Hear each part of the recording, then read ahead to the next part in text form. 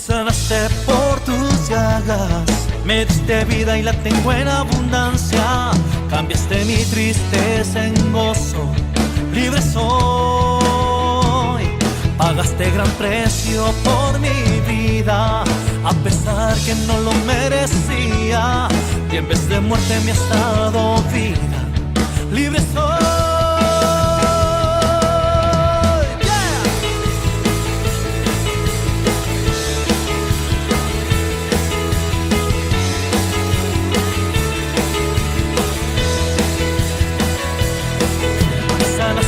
Por tus llagas, me diste vida y la tengo en abundancia.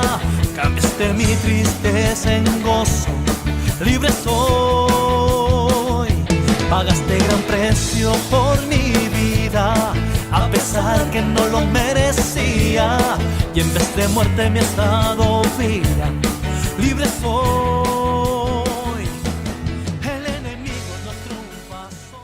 Hoy vamos a hablar de dar exuberantemente. Hemos venido hablando de dar.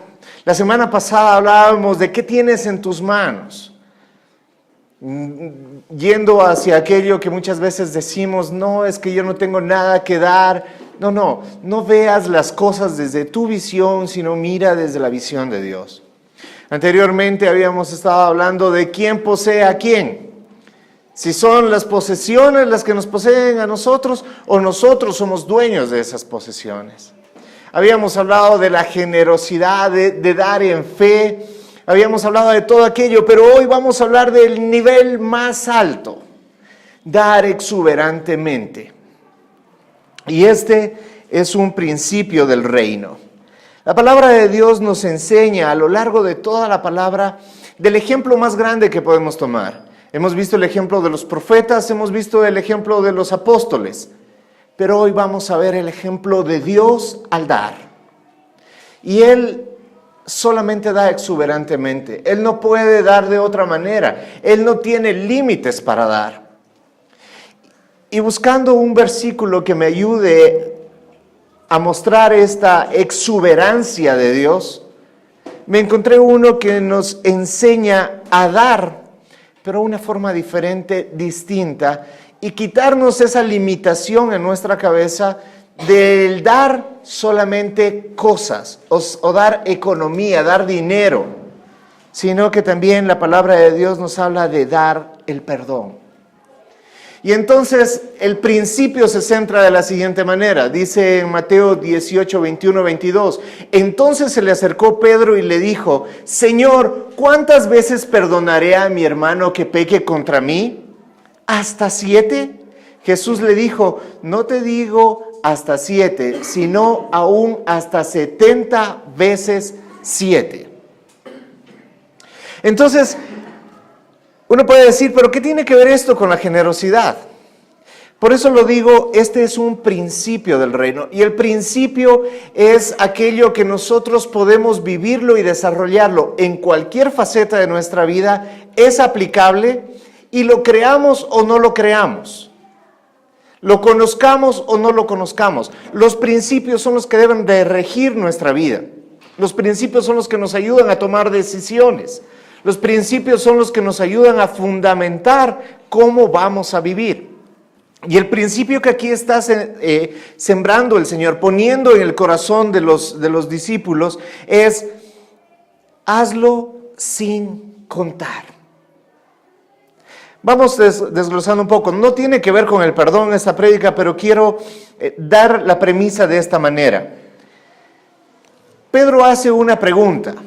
Y esta pregunta nosotros podemos decir, ¿de dónde saca Pedro toda esa información de decir 7 veces? Porque pudo haber dicho, ¿y cuántas veces perdonaré a mi hermano? 5, 10, 15, 20. Pero él dice, ¿cuántas veces perdonaré a mi hermano? ¿7 veces? ¿En qué está basando esto Pedro? Pedro basa esto en lo que está escrito en Lucas 17, 3 y 4. Dice, mirad por vosotros mismos. Es la misma enseñanza que estaba acabando de dar el Señor Jesucristo en el versículo 15 al 20 en Mateo, pero esta está en Lucas. Y en Lucas dice de la siguiente manera, mirad por vosotros mismos Si tu hermano pecare contra ti, repréndele, y si se arrepintiere, perdónale. Y si 7 veces al día pecare contra ti, y 7 veces al día volviere a ti diciendo me arrepiento, perdónale. Entonces Pedro se acuerda de esa enseñanza y entonces saca de ahí el número 7. También tenemos que tomar en cuenta que la norma rabínica era que tú debías de perdonar 3 veces.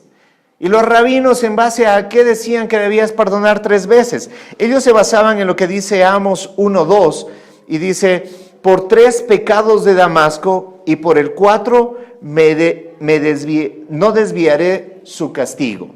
Lo que quiere decir, hace referencia a que Dios perdona 3 pecados y al 4 castiga.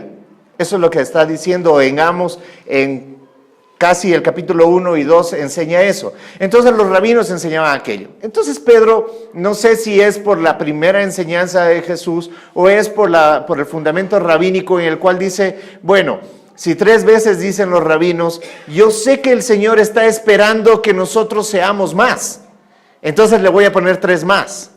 Y todavía le voy a poner 1 más porque el 1 más me quiere decir que yo me extiendo más de lo que se espera por mí, que es una de las enseñanzas que hemos aprendido.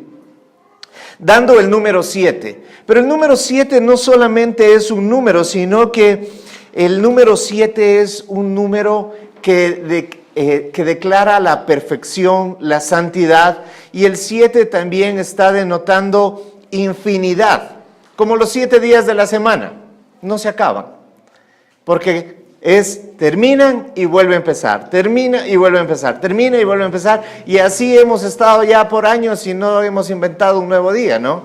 Entonces el 7 es un número muy representativo en la palabra de Dios. Entonces no sé por qué Pedro lo toma, si será por estas referencias o qué, pero lo que hace es sacar el número 7 y le dice, Señor, 7 veces debo perdonar. Y el Señor le dice, no. Hay varias traducciones y realmente la palabra de donde se traduce el número 70 veces 7 también puede ser el número 77 en el hebreo. Pero lo que el Señor está tratando de decir es esto. ¿Estás contando cuántas veces le vas a perdonar a tu hermano? O sea, ¿estás contando? Porque si estás contando, bueno, te paso la primera, te paso la segunda, te perdono la tercera, bueno, ya van como 40 veces que te perdono. El Señor lo que está diciendo, ¿estás contando? Porque si estás contando, cuando tú estás contando, lo que está queriendo decir es que estás amasando venganza. Estás esperando ya el momento donde vas a desbordar y vas a decir, ya no más. Entonces el Señor lo que hace referencia es, no es 7, no es 77, no es 490 veces, sino es, no cuentes, da, simplemente da tu perdón. En algún momento que volvamos a hablar sobre el perdón, explicaré un poco más de aquello, pero lo que el Señor está diciendo es, da sin contar. Da como si fuera siempre la primera vez. Porque a veces cuando hablamos de generosidad, también tú dices, la primera vez ya doy. Ay, pero después otra vez. No, ya la siguiente vez ya doy menos, porque ya la anterior ya di. Y así comienza a hacer un conteo. Y el principio lo que está diciendo es, da exuberantemente. Da sin que nada te frene. Da sin que estés tomando en cuenta, porque el que lleva la cuenta no debes de ser tú, debe ser el Señor. Él es el que da la cuenta. ¿Y por qué digo esto? Porque el Señor es el que nos da el ejemplo más grande de ser exuberante al dar. Cuando en Juan 3:16 nos dice, porque de tal manera amó Dios al mundo que ha dado. No es que está pensando en dar, sino que Él ya dio, que Él ha dado a su Hijo unigénito para que todo aquel que en Él crea no se pierda, mas tenga vida eterna. Lo que el Señor nos está mostrando es que hay que dar y hay que dar con propósito. Y Él está dando no de los muchos hijos que tiene, sino está dando de su único Hijo. Él nos está mostrando el dar exuberantemente. Él nos está enseñando a darlo absolutamente todo, sin guardarse nada para Él. No es que, como enseñamos a veces del diezmo, no. Es que ya tengo 10, entonces de los 10 voy a dar 1. Él tiene un único Hijo, que es Jesucristo. Y Él lo dio. No es que estoy esperando a ver si ustedes se portan bien para yo dárselo. No, Él ya lo dio y lo dio con un propósito. ¿Para qué lo dio? Para que todo aquel que cree no se pierda, mas tenga vida eterna. ¿Para qué das tú? ¿Te has puesto a pensar?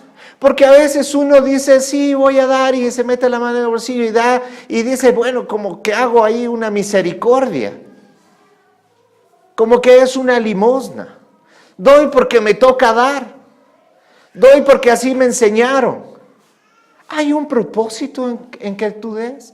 ¿Sabes? Tú estás diciendo, Señor, esto que estoy dando, ¿es para esto? ¿Es para aquello? ¿Sirve como una semilla? ¿Esta semilla va a germinar, va a dar fruto o simplemente estoy cumpliendo algo?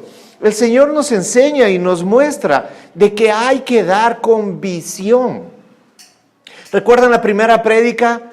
¿Para qué quieres provisión si no hay visión? Entonces volvemos a lo mismo. Necesitamos tener una visión de por qué doy. Cuando tú estás dando, por ejemplo, en la iglesia, debes de tener la visión de que ese dinero sirve para llevar el evangelio a otros lados. Ese es el propósito. Pero tú dices, pero con esa plata también pagan luz. Sí, si no hubiera luz, estuviéramos aquí a tinieblas, no hubiera pantalla, y entonces el evangelio no podría ser llevado como está siendo llevado. ¿Te das cuenta? Cambiemos la visión de que el dar es un gasto, sino el dar es una inversión. Y esta inversión es en el reino de los cielos. Cuando tú das a un hermano que necesita, no solamente estás cubriendo su hambre, tal vez, o su frío, sino que estás provocando en él acción de gracias que alaba a Dios. Entonces la visión es mucho más allá que simplemente cubrir una necesidad, sino que tú estás extendiendo el reino de los cielos. La generosidad hace extender el reino de los cielos. No debemos de tener ya una visión de iglesia. Jamás ha sido el propósito de Dios una visión de iglesia como la hemos tenido en las iglesias evangélicas o en cualquier tipo de iglesia. Traer la gente a este lugar. La visión del Señor siempre fue: anunciad que el reino está aquí y está en expansión. Y se expande tan lejos como lleguen tus pies. Y entonces, para que tus pies lleguen lejos, necesitas provisión. Y para que haya esa provisión, necesitas tener la visión. ¿Para qué estás entregando? ¿Para qué entregas tus diezmos? ¿Para qué entregas tu ofrenda? ¿Para qué entregas la limosna? ¿Para qué entregas a tu hermano? ¿Para qué entregas a una persona en la calle? ¿Para qué entregas a los hermanos que están necesitados? El Señor dice: yo lo he entregado absolutamente todo con un propósito, que no te pierdas, sino que tengas vida eterna. Y yo creo que ese debe ser el mismo propósito que debemos de tener nosotros. Todo lo que nosotros tenemos y lo entregamos debe tener el mismo propósito que nos ha enseñado nuestro Señor Jesucristo, para que todo aquel pueda conocerlo al Señor y no se pierda, mas tenga vida eterna. Porque el Señor nos dice que no hay amor más grande que el dar. ¿Amas a alguien? Pues demuéstraselo. ¿Cómo? Dando. No hay amor más grande que el dar la vida por los amigos. Y a veces uno dice, pero no, o sea, tampoco es tanto así, ¿no? A veces yo he pensado esto: uno podría dar su vida fácilmente tal vez por sus hijos, ¿no? Yo creo que si puedes salvar la vida de uno de tus hijos sin temor a equivocarme, creo que cualquiera de los que somos padres aquí lo diéramos. Por nuestro cónyuge también lo daríamos, pero lo pensaríamos un poquito. Por nuestros padres también lo daríamos, pero también pensándolo. Ok, por la familia, ok. Pero por el vecino, chuta, creo que ya le tocó su tiempo, el Señor lo está llamando ya. Y peor si es un desconocido. Qué pena, pailas, ya te tocó nada más. Y si es un enemigo, ¡ay, que se muera! Pero aquí el Señor habla y dice, no hay amor más grande que dar la vida por los amigos. Por los amigos. ¿Y qué es dar la vida por los amigos? A veces pensamos que solamente es eso. Me pongo ahí cruzándome para que la bala no le dé a mi amigo. Lo empujo a mi amigo para que el carro no lo pise y yo que a mí me pase por encima. Tal vez eso es más fácil que dar tu tiempo por los amigos. Tal vez eso es más fácil que darle una palabra a tus amigos. Porque ¿cuántas veces no hemos retenido lo que el Señor nos ha dicho que hagamos o demos por nuestros amigos? ¿Cuántas veces no hemos dicho, ay, pero qué pereza, mejor otro rato, de lunes a viernes? Dar la vida es darlo todo. Y el Señor dice, ustedes son mis amigos. ¿Sí qué? Si hacen lo que yo les mando. ¿Y qué nos está mandando?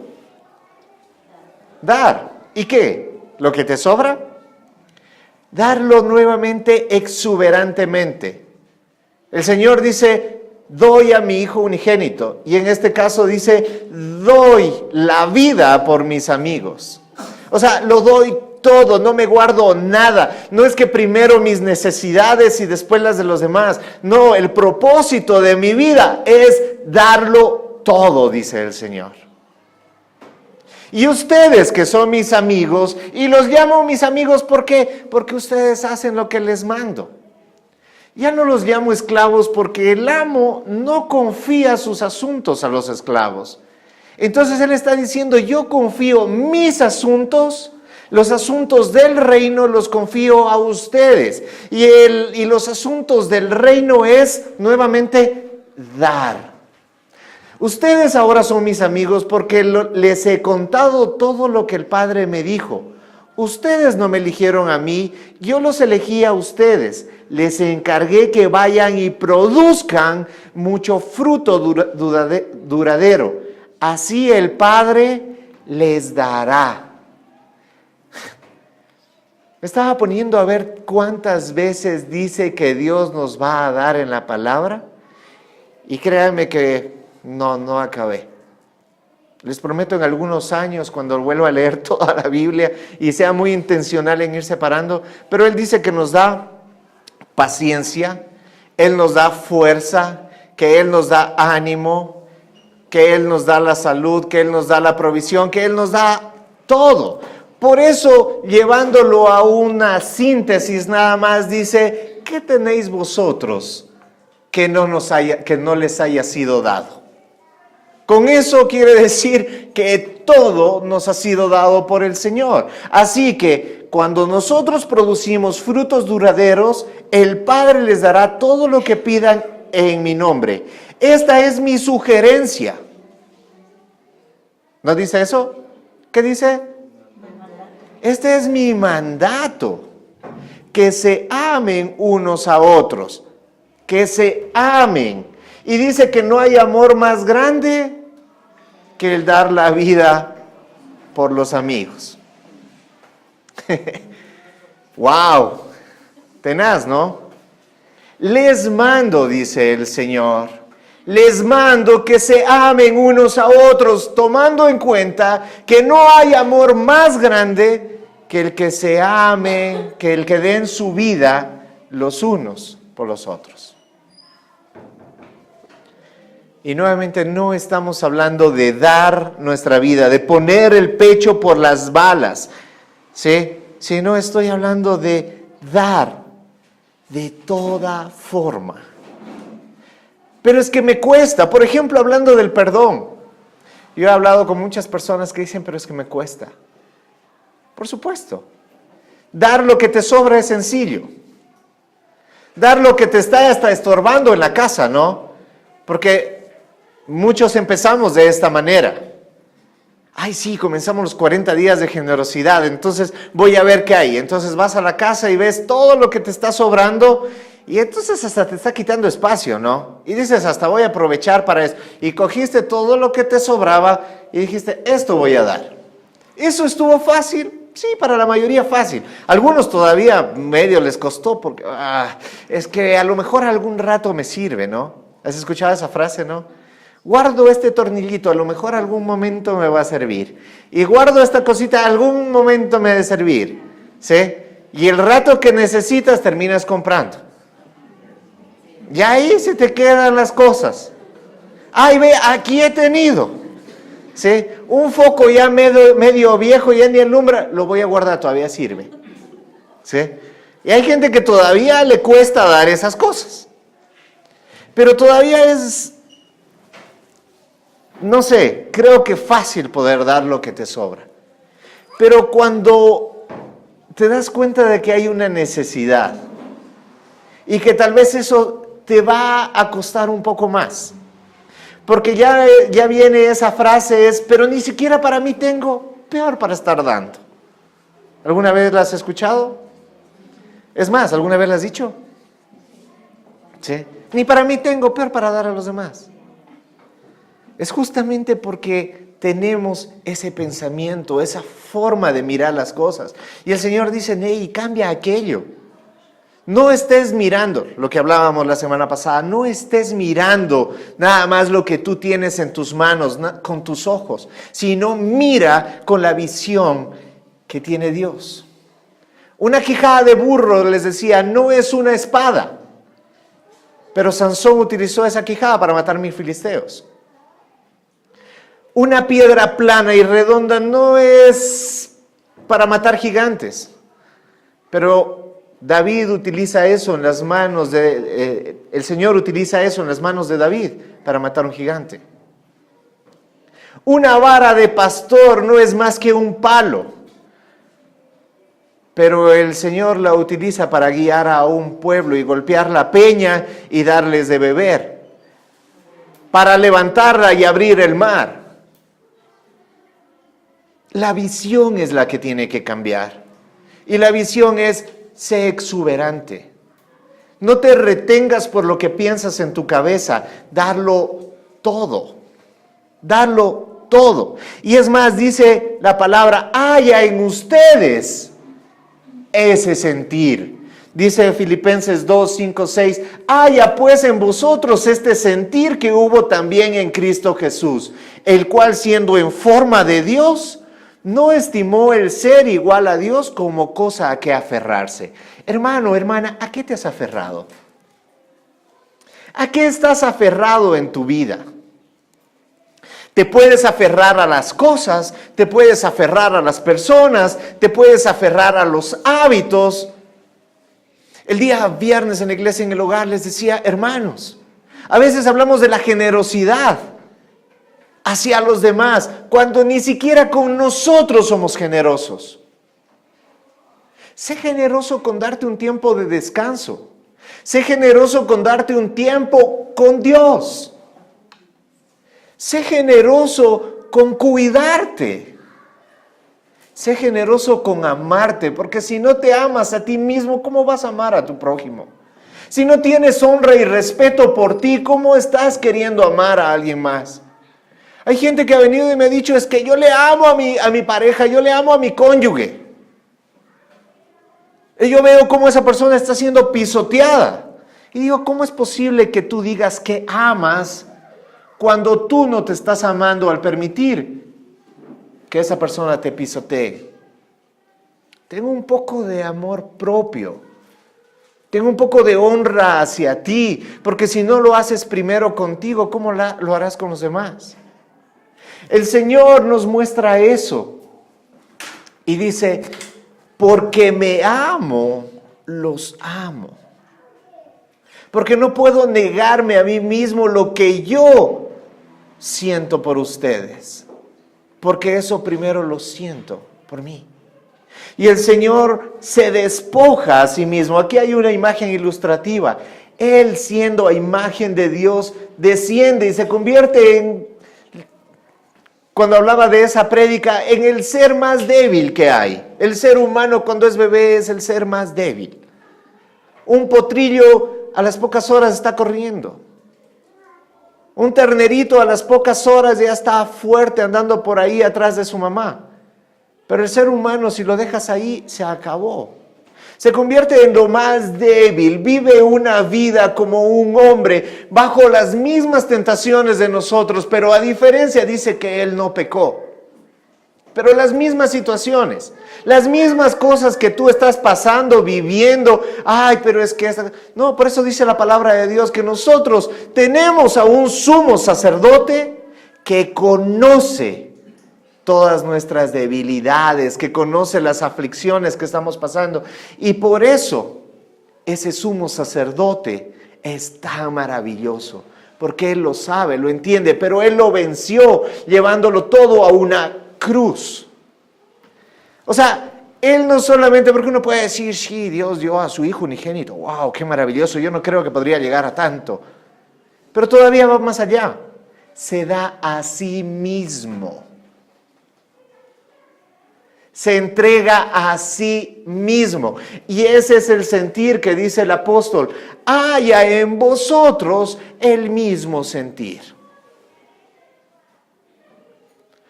No es una sugerencia. Eso es vivir una vida cristiana. Era más fácil cuando la vida cristiana era venir los domingos a la iglesia. Era más fácil cuando la vida cristiana era haz una oración y ya has pasado de muerte a vida. Es más fácil esa predicación, pero la predicación del Señor Jesucristo es sean transformados. Sean transformados en su forma de vivir, en su forma de pensar, cambien sus hábitos, comiencen a vivir una vida extendiéndose hacia los demás. Dándolo absolutamente todo. ¿Hasta dónde podríamos decir como Pedro? ¿Hasta dónde, Señor, daré? ¿Daré mi casa? ¿Daré mi carro? ¿Daré de todo eso? No te estoy diciendo eso. No te estoy pidiendo que me hagas una cuenta y una lista de lo que tienes. Lo que te estoy diciendo es que lo des todo. Date a ti mismo. Y entonces la próxima vez que sientas de que alguien necesita una palabra, no la guardes para ti. No seas tacaño con lo que has recibido de gracia. Darla. Háblale a tu prójimo. Pero y es que si no le acepta, no importa. No importa si no acepta. Tú das exuberantemente. ¿Qué tal si Dios hubiera dicho, bueno, voy a dar a mi hijo unigénito, pero ¿y si el mundo no le acepta? Tal y cual ha pasado. Pero hay algunos que lo han aceptado. Y creo que están esta mañana aquí. Entonces no se trata de que todos tengan que aceptarlo. Se trata de que tú tienes que darlo todo.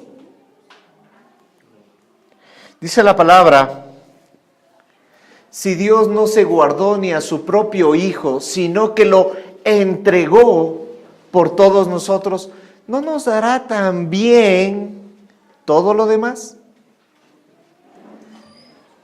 Si Él no se guardó a su Hijo, si Él no se guardó a sí mismo, ¿tú crees que el Señor va a refrenar algo para Él? ¿Va a decir, no, yo no le voy a dar? No. Dice que nos lo dará todo. Y por eso en Proverbios 11, 24, 25, más adelante dice, más atrás sería, unos dan a manos llenas y reciben más de lo que dan. Otros ni sus deudas pagan y acaban en la miseria. El que es generoso prospera. El que reanima será reanimado.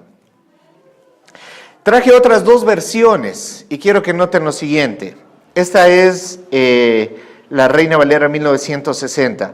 En la Nueva Traducción Viviente dice, da con generosidad y serás más rico. Sé tacaño y lo perderás todo. El generoso prospera y el que reanima a otros será reanimado. Yo lo que quiero que te des cuenta es esto. Esta última parte, el que reanima será reanimado, está presente en todas las versiones igualito. Lo que tiene que ver con las finanzas, con las cosas y con todo eso, ¿sí? A veces cambia. Será prosperado, será enriquecido, será bendecido, cualquiera. Es lo mismo, ok. Pero a mí me llamó mucho la última parte. El que reanima será reanimado. O sea, está diciendo siempre exactamente lo mismo con las mismas palabras. El que reanima, o sea, el que sirve a otro, el que le habla a otro, el que apoya a otro, el que levanta a otro, siempre recibirá exactamente lo mismo. Será reanimado también. Ay, es que me siento mal, me siento triste.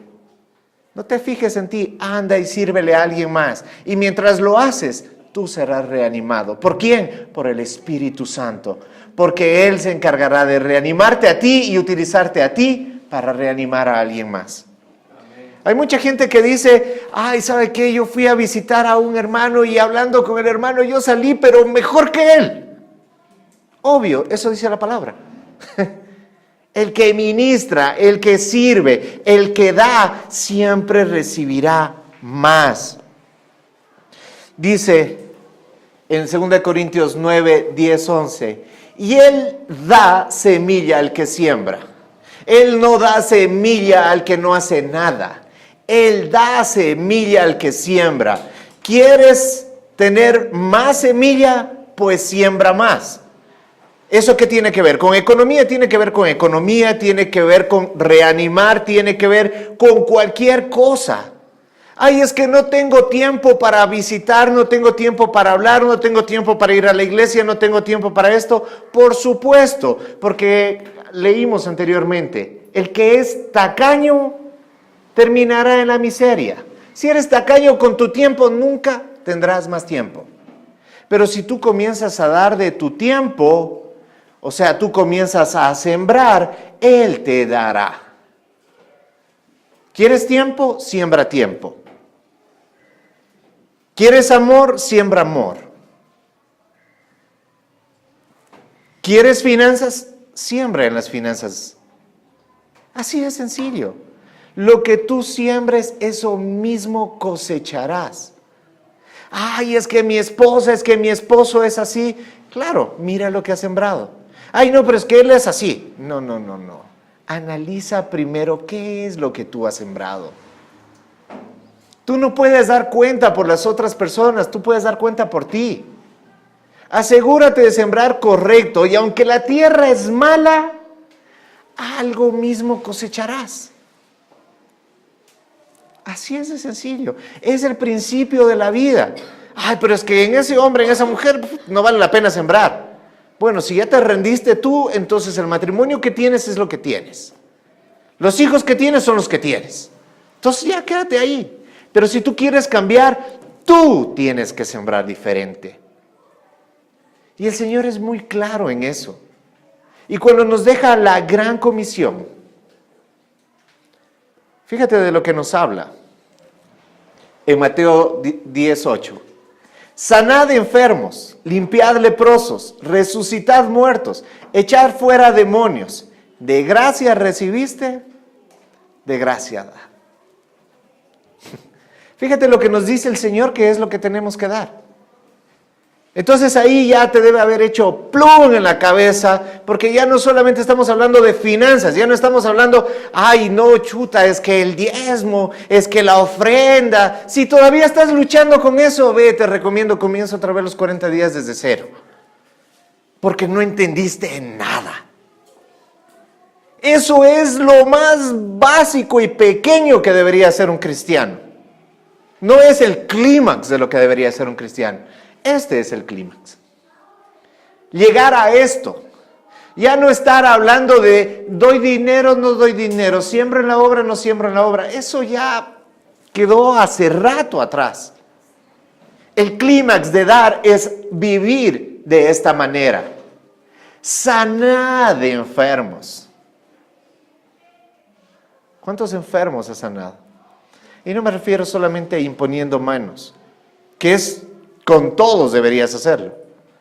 Pero ¿cuántas veces le has llevado, no sé, una taza de té, un paquete de galletas? Has ido a conversar, a hablar. Limpiad leprosos. Tú dirás, chuta, pero ¿y ahora dónde me encuentro leprosos? Ahora ya está difícil. Limpiad leprosos. Leprosos. La lepra es sinónimo de pecado. ¿Cuántas veces has limpiado al pecador? Pero más bien por el contrario, ¿cuántas veces hemos juzgado al pecador? ¿Cuántas veces más bien hemos dicho, ay, es que ese es un pecador, ay, esto es... Ok, sabiendo que él es eso, sabiendo que es un leproso, ¿cuántas veces has ido y lo has limpiado? Con la palabra. ¿Cuántas veces le has confrontado? Porque eso es lo que muchas veces tenemos miedo. Queremos hablarle a la gente solamente cuando está, ay, mi matrimonio está terminando. Ve al Señor y Él restaura tu matrimonio. Ay, el médico dijo que tengo cáncer. Ve al Señor y Él cura tu cáncer. Esperamos que la gente esté así para decirle. Pero cuando lo vemos leproso, cuando vemos a un adúltero, cuando vemos a un ladrón, mejor no le digo nada, no se me vaya a ofender. Tienes que hablarle y tienes que decirle, lo que estás haciendo te va a conducir a muerte. Pero lo que yo te hablo es vida, porque a mí me dio vida. Confronta su pecado. Eso es limpiar al pecador. Eso es limpiar al leproso. Confronta a tus hijos. No tengas temor. No tengas temor de hablarle a tus hijos y decirle lo que estás haciendo está mal. Y eso te va a llevar al mal camino. No es que, ay, mi hijito, no quiero ni tocarlo porque se me desdora. ¿Sabes qué? En el fuego del infierno no le va a quedar nada de dorado. Y ¿sabes qué? El culpable no será él. El culpable serás tú por no haberle hablado. Incomoda a tus hijos, dice la palabra de Dios. Incomódalos. No dice ser el mejor amigo de tus hijos. Incomoda a tus hijos. Eso fue lo que le dijo a Elí. Porque no incomodaste a tus hijos. Tú y tu generación han quedado fuera. Tú y tu generación. ¿Por qué? Porque no los incomodaste. Porque no fuiste generoso en dar lo que tienes. ¿Sabes que están haciendo mal? Habla. Tu cónyuge, ¿sabes que está haciendo mal? Habla. Tu jefe, ¿sabes que está haciendo mal? Habla. Resucitad muertos. Habrán muchos leprosos que te escucharán y pasarán de muerte a vida. Muchos queremos ver ese milagro de la resurrección. Yo quisiera ver que ahí esté un muerto en el sarcófago y que alguien hable y que se levante. ¿Sabes qué? De esos milagros son pocos y hasta innecesarios. Porque el que resucita, tarde o temprano volverá a morir. Pero el que ha resucitado en Cristo Jesús, nunca más volverá a morir. Amén. Y eso es lo que necesitamos. Resucitar muertos. Gente que se doblegue ante el Señor y se arrepienta de su pecado. Y por último, echad fuera demonios. No necesariamente se trata de exorcismos o gente botando espumarajos y gritando. Se trata de sacar ese demonio del adulterio, de la mentira, de la pornografía, del robo. ¿O crees que esos no son demonios? Y muchas veces esos demonios en nuestra casa. No necesitamos ser generosos con ellos. Necesitamos expulsarlos, necesitamos sacarlos. Y nosotros estamos capacitados para aquello. Pero ¿cómo si yo nunca he asistido a un seminario de demoniología? ¿Cómo lo saco al demonio? De la misma forma que el Señor Jesucristo nos enseñó. Vayan y háganlo. ¿Cómo? No sé, anda, háblale. Lleva la verdad, lleva la luz, porque donde está la luz no hay oscuridad y se acabó. Punto. No hay un truco, no hay una escuela, porque no eres tú. Es el Espíritu Santo que mora en ti cuando tú te convertiste en realidad en aquel que ama de verdad a su hermano. El que ama a su hermano da la vida por ellos. Si hablamos de generosidad, era imposible dejar de hablar de la máxima generosidad que ha habido sobre todo el universo. El Padre dando a su Hijo. El amigo dando su vida por sus amigos. ¿Cómo no ocupar este tiempo para recordar aquello? A través de cómo Él dijo que lo recordáramos. A través de la última cena. Él dijo: haced esto en conmemoración mía. Recuerden esto. Recuerden que yo estoy subiendo a una cruz y derramando hasta la última gota de mi sangre. Lo estoy dando todo. He dado mi cuerpo y he dado mi sangre por cada uno de ustedes. Porque les amo. Con el amor más grande de un amigo. Si me ayudan con el pan y el vino.